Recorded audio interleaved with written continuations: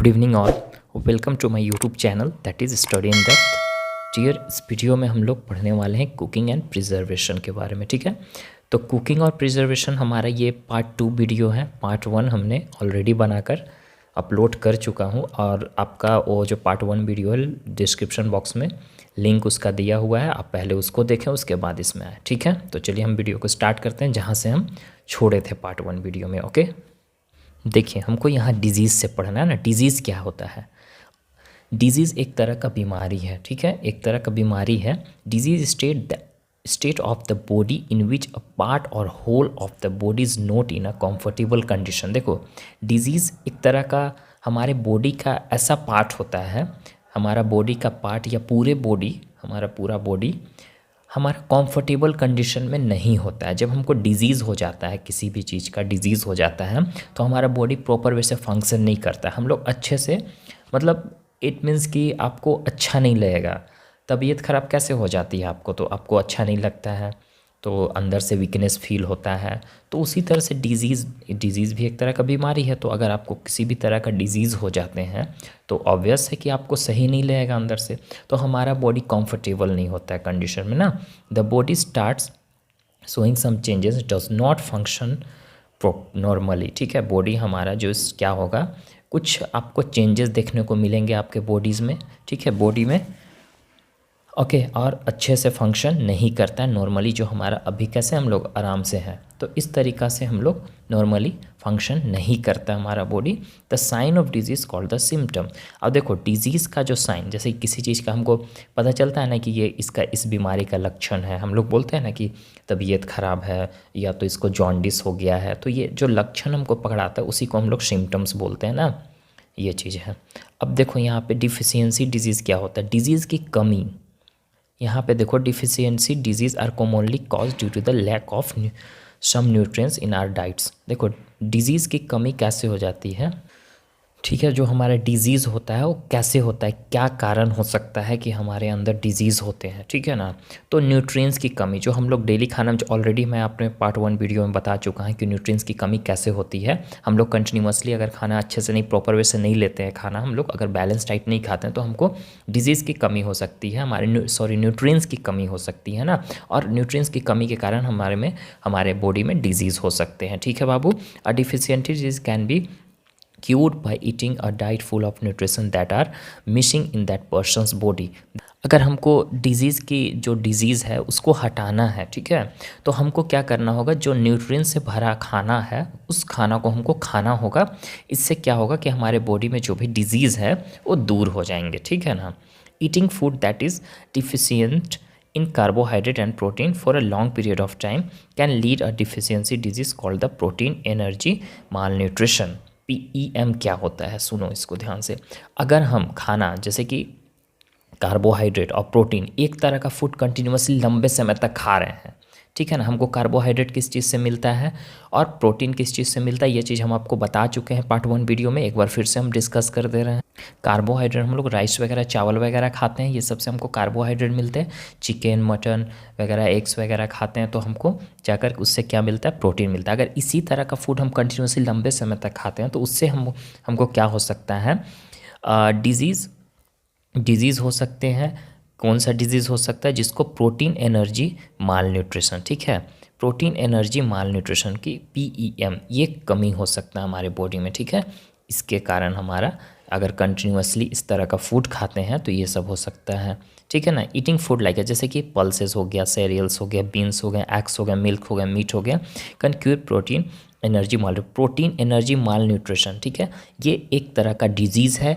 अगर हम लोग लंबे समय तक कार्बोहाइड्रेट और प्रोटीन खा रहे हैं और बाकी कोई भी न्यूट्रिएंट्स नहीं ले रहे हैं तो हमको PEM हो सकता है, प्रोटीन एनर्जी माल न्यूट्रिशन जिसको बोला जाता है, ठीक है। इसको हटाने के लिए अगर हम लोग क्या खाएंगे, देखो यहाँ पे फूड्स जैसे पल्सेस आपको खाने होंगे, सीरियल्स खाने होंगे, मतलब कि वीट हो गया, राइस हो गया, बीन्स खाने होंगे, एग्स खाने होंगे, मिल्क, मीट, ये सब खाओगे तो क्या होगा कि ये इस चीज़ का कमी आपको दूर कर देगा, ठीक है बात। अब नेक्स्ट हम लोग चलते हैं, ये सब हम लोग डिजीज़ के बारे में पढ़े, बीमारी के बारे में पढ़ रहे हैं ना। डिफिशियंसी ऑफ आयरन, अब आयरन की कमी हो जाती है, कभी कभी क्या होता है ना कि हमारे बॉडी में आयरन की कमी हो जाती है।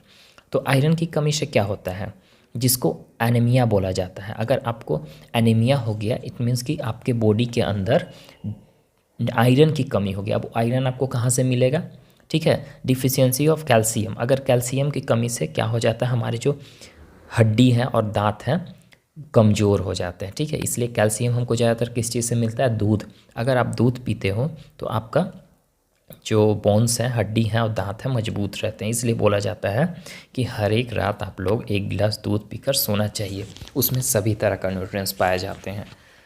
ओके डियर, ओके ना। तो कैल्शियम की कमी से हमको क्या होता है, हमारे हड्डी और दांत कमज़ोर हो जाते हैं। आयरन की कमी से एनीमिया हो सकता है, ठीक है। अब नेक्स्ट हमारा क्या, eating iron rich food such as greeny leaf. अगर हमको जैसे कि आयरन की कमी को हटाना है तो क्या खाना होगा, लीफी वेजिटेबल्स, जैसे कि साग वगैरह खाने होंगे, apples, carrot, beetroot, guava, jaggery, meat हो गया। ये सब हमको क्या करता है, एनीमिया को दूर करने में मदद करता है, इसकी कमी को भरने में मदद करता है। नेक्स्ट पेज पे आ चुके। अब हम लोग बात करते हैं रफेज की ना। रफेज क्या होता है, जब हम लोग खाना खाते हैं तो सैलेड वगैरह लेते हैं ना, हमारे रफेज क्या करता है, हमारे जो खाना वगैरह जो भी खाते हैं उसको पचाने का काम करता है, डाइजेस्ट करवाता है, ठीक है। अब अगर हमारे डाइट में अगर हम लोग रफेज नहीं लेते हैं तो उससे क्या हो सकता है, कॉन्स्टिपेशन। कॉन्स्टिपेशन क्या होता है बाबू, कब्ज होता है। अगर आपका खाना को पचाएगा नहीं तो आपको क्या हो जाएगा, पेट खराब हो जाएंगे, ठीक है ना। तो ये हो सकता है आपको। और इसमें कौन कौन सा फूड फ्रेश रहते हैं, जैसे फ्रेश फ्रूट्स खाना चाहिए, वेजिटेबल, सैलड, सीरियल्स, ये सब हमारा रफेज को, हमारे रफेज को ये बढ़ा देता है। इसकी अगर इसको हम लोग खाते हैं तो इससे क्या करेगा, हम लोग को कॉन्स्टिपेशन नहीं होने देगा, ठीक है। हमारे पेट को ख़राब नहीं होने देगा, अच्छे से हमारे फूड को डाइजेस्ट करवा देगा। अब यहाँ पे देखिए एक चार्ट दिया हुआ है, इसमें सारा डिफिशियंसी डिजीज़ है आपका, ठीक है ना, किसकी कमी से क्या होता है, ठीक है ना। The vitamin food deficiency cause disease, the food contents the vitamins are mention in this way. अब देखो यहाँ पे विटामिन्स, जो हम लोग विटामिन्स पढ़े थे ना, विटामिन्स हमको कौन कौन सा फूड खाने से मिलता है, तो अब यहाँ पे विटामिन्स के अलग अलग पार्ट्स हैं, ठीक है। Vitamin A, vitamin B1, C, ये सब चीज़ हमको कौन सा फूड से मिलेगा, ठीक है, और उसकी कमी से क्या हो सकता है, इस चीज़ के बारे में इस टेबल में हम पढ़ेंगे, ठीक है। अब देखिए यहाँ पे क्या है आपका टेबल में, ये चीज़ आपको याद कर लेना होगा, बहुत इंपॉर्टेंट ही है। एक मैं समझा देता हूँ ताकि आपको याद करने में ईजी रहे। जैसे कि विटामिन ए, अगर विटामिन ए आपको आपके बॉडी में अगर विटामिन ए की कमी हो जाती है तो उससे क्या हो सकता है, नाइट ब्लाइंडनेस। नाइट ब्लाइंडनेस क्या होता है, आपको रात के समय में अच्छे से नहीं दिखेगा, मतलब कि अंधेरा में आपका आइज़ अच्छे से वर्क नहीं करेगा, आप नहीं देख पाओगे कोई भी चीज़ों को। तो ये विटामिन की कमी से होती है। तो उसके लिए हमको अगर अपने आइज़ को अच्छा करना है रात में भी देखने के लिए, तो आपको उसके लिए क्या खाना होगा, यहाँ जो फ्रूट्स के नाम दिए हुए हैं, फ्रूट्स के नाम दिए हुए, ये सब चीज़ खाओगे तो क्या होगा कि आपका नाइट ब्लाइंडनेस की दिक्कत नहीं होगी, ठीक है ना। तो इसी तरह से vitamin B1, vitamin C, D के दिया हुआ है, तो उससे क्या कमी होते, बेरी, स्कर्वी, रिकेट्स, थ्रोम्बोसिस, ये सब हमारे बीमारी का ये सब नाम है। और इसकी कमी से क्या हो सकता है, विटामिन B की कमी से ये हो सकता है, विटामिन C की कमी से ये हो सकता है। तो ये हमको अगर नहीं करवाना है तो उसके लिए हमको क्या खाना होगा, तो यहाँ पे ये सब सारा फ्रूट्स का नाम दिए हुए हैं, फूड्स का नाम दिए हुए हैं, ठीक है ना। तो इस चार्ट को आप याद कर लेंगे तो ज़्यादा बेटर होगा। नेक्स्ट हमारा टॉपिक है कुकिंग फूड, ठीक है। कुकिंग फूड क्या होता है, यहाँ पे देखिए हमको पता है कि कोई भी फूड हम लोग खाते हैं तो उसको हमको पकाने का ज़रूरत होता है, बिना पके हुए हम लोग खाना नहीं खाते हैं। बहुत सारे ऐसे फ्रूट्स होते हैं जो कि बिना पके हुए खाते हैं हम लोग, लेकिन अगर जो पकने वाला चीज़ है उसको हम लोग पकाकर अच्छे से खाएं तो उससे क्या होता है कि हमारे पेट में अच्छे से डाइजेस्ट हो सकता है ना। जैसे कि सीरियल्स हो गया, पल्सेस हो गया, ये सब और वेजिटेबल्स हो गए, कुछ एग्स हो गए, मीट हो गया, फिश हो गया, चिकन हो गया, इसको हमको खाने से पहले क्या करना होता है, पकाना होता है, तब जाकर हम इसको क्या करते हैं बाबू, खाते हैं, ठीक है ना। सम फूड्स लाइक जैसे फ्रूट्स हो गए, नट्स हो गए, स्प्राउट हो गए, चना, ठीक है ना। और ये कुछ वेजिटेबल्स भी ऐसे हैं जिसको हम लोग कच्चे खाते हैं, जैसे वेजिटेबल्स में कैरोट आ गया, हम कह सकते हैं कैरोट हमारा क्या है, वेजिटेबल्स है, ठीक है ना। ये सब चीज़ को हम लोग खा जाते हैं डायरेक्ट, मूली, खीरा, ठीक है। तो ये सब चीज़ को हम लोग बिना पके हुए खाते हैं। ओके डियर, रो मतलब कच्चा, बिना पका हुआ। कुक्ड हो गया तो हमारा रो का हम उल्टा बोल सकते हैं, इसका अपोजिट वर्ड हो गया कुक्ड, ठीक है ना। अब देखो बिना कुकिंग हम इसको खाते हैं, कुकिंग हमको क्या करता है, फूड को सॉफ्ट बना देता है। अगर हम खाना उसको कुक करते हैं, बनाते हैं, तो उससे क्या होता है कि उसको सॉफ्ट कर देता है और उसका टेस्ट बढ़ा देता है। कैसे? अब जैसे चिकन है, चिकन डायरेक्ट कच्चे खाओगे तो सोचो कितना टफ होगा खाना, और उसको हम पका देते तो उससे क्या हो जाता है, सॉफ्ट हो जाता है और टेस्टी भी हो जाता है, तो हम लोग उसको खा पाते हैं और हमको अच्छा लगता है खाने में भी। देखो कुछ कुछ वेज़ हैं जिसे हम यहाँ देख सकते हैं कि कैसे फूड को यहाँ बॉईल किया जा रहा है, स्टीम किया जा रहा है, स्टीमिंग हो रहा है, ठीक है ना, बेक किया जा रहा है, उसको पकाया जा रहा है, फ्राई किया जा रहा है, ठीक है, रोस्ट किया जा रहा है, उसको छाना जा रहा है। यहाँ पे देखो ये क्या कर रहा है, बॉईल कर रहा है, स्टीमिंग कर रहा है। स्टीमिंग मतलब जैसे कुकर में हम कोई भी चीज़ चढ़ा दें तो स्टीम भाप से वो पकता है। ओके, फ्राई कर रहे हैं इसको। तो ये सब तरीका है खाना को कुक करने के लिए, फूड को कुक करने के लिए ना।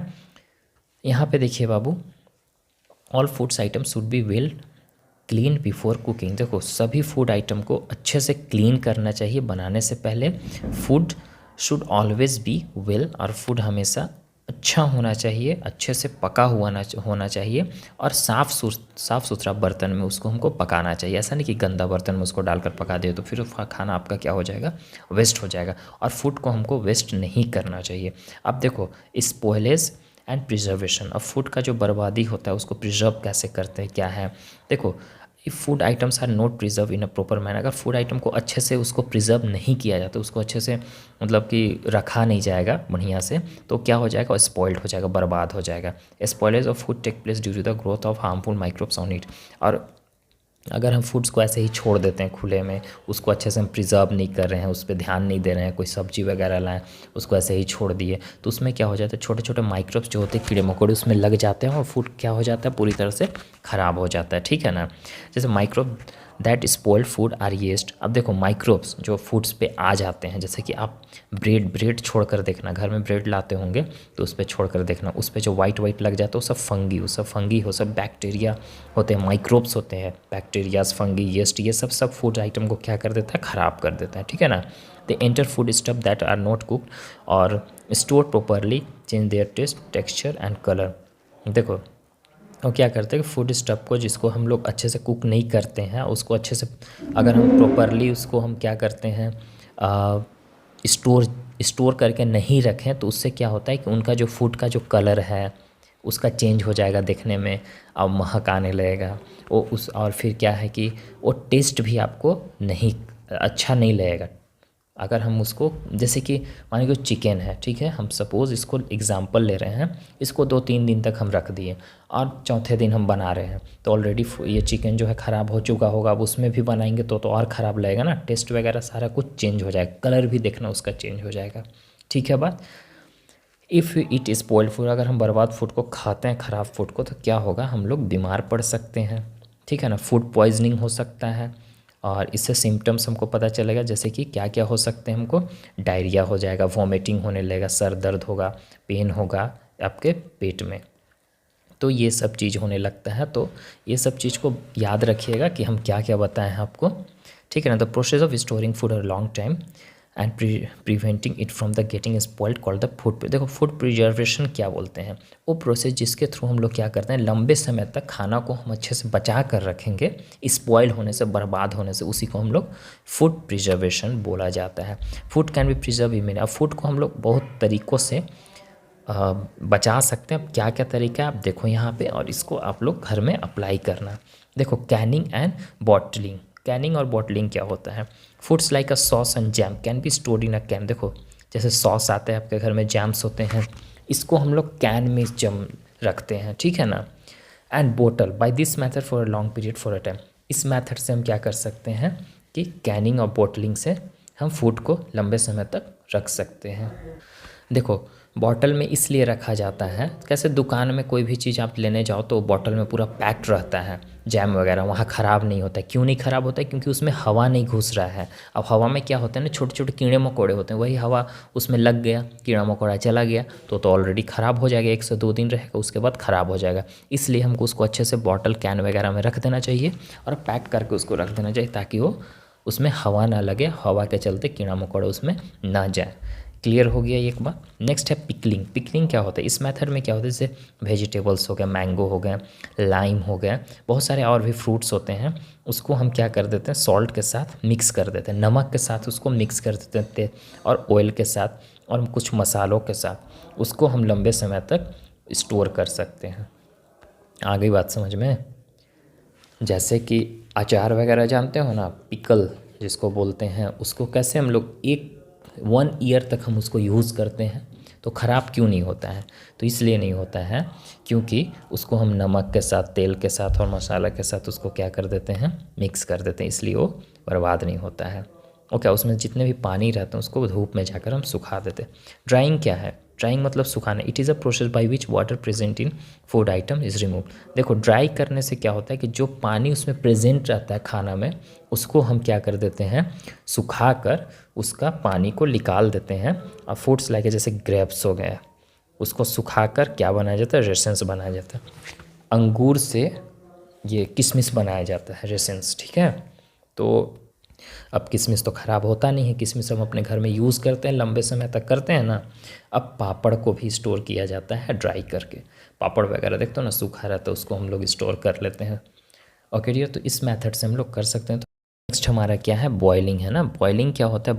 बॉइल करके हम कोई भी चीज़ को, जैसे कि cooked ready to cook food can be store for longer time by boiling. देखो, अगर कुक्ड फूड या रेडी टू कुक, जिसको बनाने के लिए हम लोग जा रहे हैं, कुक करने के लिए, उसको हम बॉईल करके लंबे समय तक रख सकते हैं। जैसे वेजिटेबल्स हो गया और मिल्क हो गया, ये सब को हम बॉईल करके लंबे समय तक रखते हैं ना। मिल्क को अगर बॉईल नहीं करो तो फट जाता है। रेफ्रिजरेटर क्या होता है? हम जैसे कि फ्रूट्स हो गए, कच्चा फ्रूट्स हो गए, वेजिटेबल्स हो गए, इसको हम कहाँ पे रखते हैं? फ्रिज में रखते हैं, ताकि वो लंबे समय तक टिक पाए। ओके, फ्रीजिंग क्या होता है? जैसे कि फ्रीजिंग मतलब किसी भी चीज़ को फ्रीज़ कर देना, पूरी तरह से उसको जमा देना। जैसे मीट वगैरह हो गया, वेजिटेबल्स हो गए, इसको हम क्या करते हैं, फ्रिज में लंबे समय तक रख देते हैं। उससे क्या होता है, फ्रीज हो जाता है, पूरी तरह से जम जाता है और वो लंबे समय तक टिका रहता है।